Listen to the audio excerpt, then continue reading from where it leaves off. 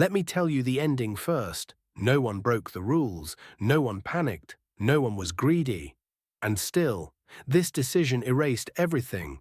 This man didn't make a mistake. He left Germany at the right time. He chose the right country. He trusted the right systems. He wasn't one of the loud ones.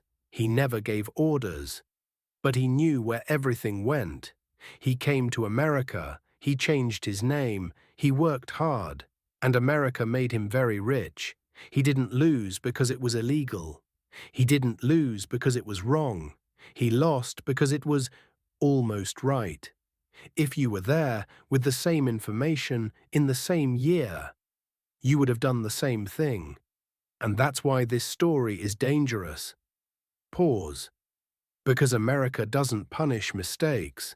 It punishes people who stop questioning what already works. In this story, you'll see how a Nazi fugitive became a model American investor, and how one perfectly logical decision turned disciplined capital allocation into the collapse of wealth, identity, and protection. This is not a crime story. This is an "I would have done the same thing" story. And in America, that sentence usually comes right before the collapse. Germany is burning. Files are destroyed. Names disappear. Karl Weiss was a logistics officer, not important enough to be famous, not powerful enough to be remembered. But he knew routes, warehouses, timing. He didn't give orders. He made sure orders arrived. He wasn't loud. He was precise. And history is slow to deal with men like that. Fake papers, a new name, a ship, not toward freedom, toward opportunity. America didn't ask questions. America rarely does. Not if you work hard, not if you keep your head down, not if the numbers add up. Carl became Charles White. He had an accent, but he was disciplined. America likes discipline. It asks why later. Charles loved numbers. He avoided leverage. He hated volatility. He reduced exposure. On Wall Street, that's called intelligence. He grew slowly, but he never stopped. America loves fast winners, but it trusts quiet winners more, and America trusted him.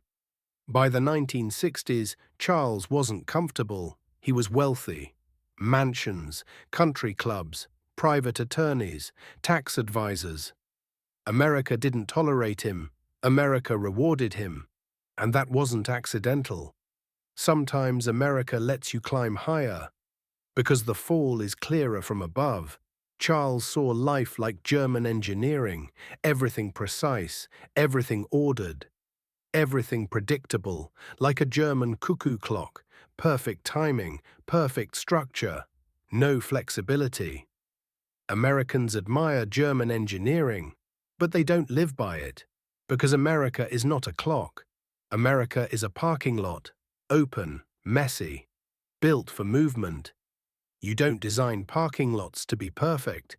You design them so people can leave. Charles didn't understand that. This wasn't just him. This is you.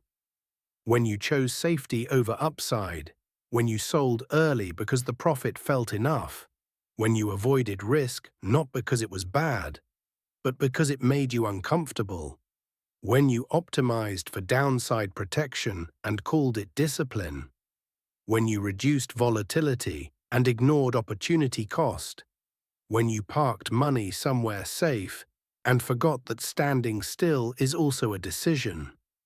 You weren't wrong. You were responsible.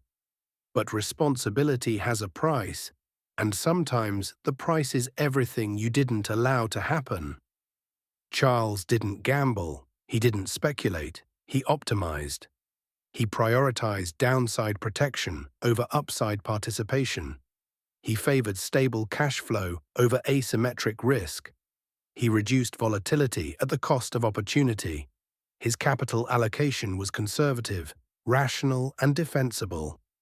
The problem wasn't the math. The problem was the opportunity cost he refused to see. He wasn't losing money. He was choosing not to be exposed to the future. And in America, that choice is never neutral. Regulations tightened, investigations increased.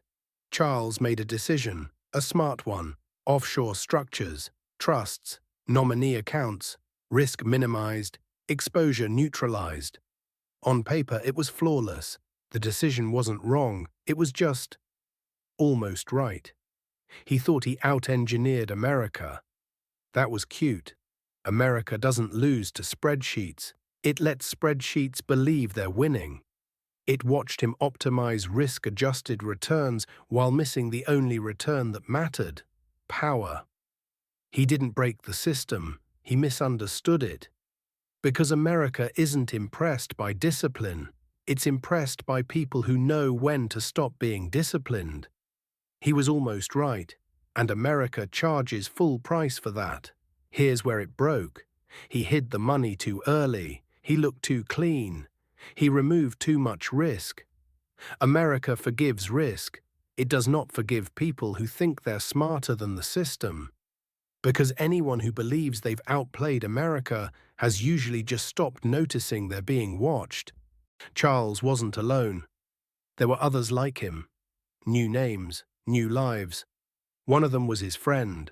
Same clubs, same tables, same silence. Until someone got scared.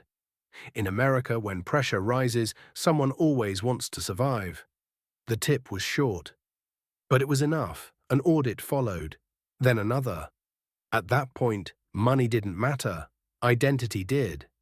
America took back everything it had given. And this time, it didn't forgive. Charles thought he had beaten America, but America had only been waiting. He wasn't wrong. He just believed being right was enough. And in America, almost right is often the most expensive mistake you can make.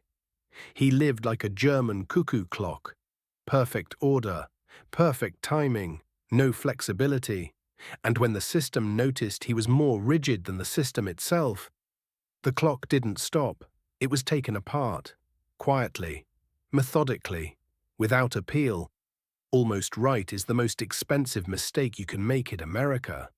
Next time, no war, no escape, just applause. And a collapse that happens much faster. Do you think America ever forgives? Or does it just wait? If this felt heavy, don't worry. There are more stories like this on the channel. Different people, same mistake, sometimes darker, sometimes funnier, never cheaper.